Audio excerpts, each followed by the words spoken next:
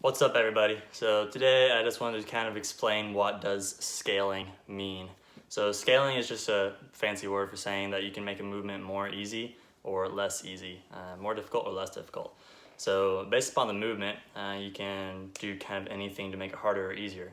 For example, weights. If you have weights in a workout, to make it easier, just take off more weights. To make it harder, add more weights.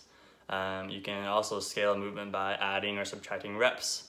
Or adding or subtracting sets or rounds. Just different ways to make the workout easier or harder. For movement specifically, let's look at like a push-up or an air squat. So how do you make an air squat any easier than it already is?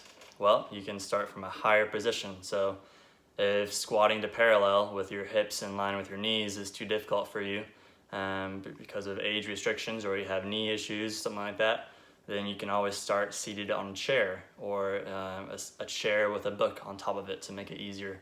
So that way you can raise your hips to a higher level above your knees to put less force onto your quads and onto your knees. So that way it makes it easier. How do you make a squat harder?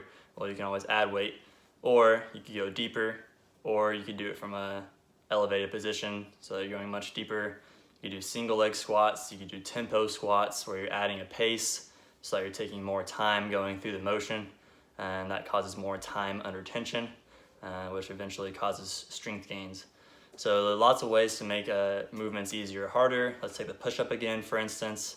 To make a push-up harder, if you can do many push-ups easily, you can do it from a deficit. So you could add weights to put your hands on, so that way your body is going through a longer or bigger range of motion.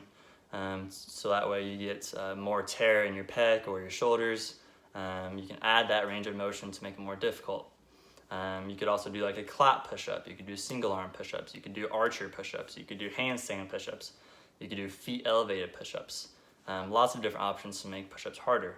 And then same with making push-ups easier if you can't do a push-up. You could do barbell push-ups where you're elevated and your hands are placed on a barbell to make the push-up easier. You could do it on a box or a chair or a countertop or your wall or a staircase.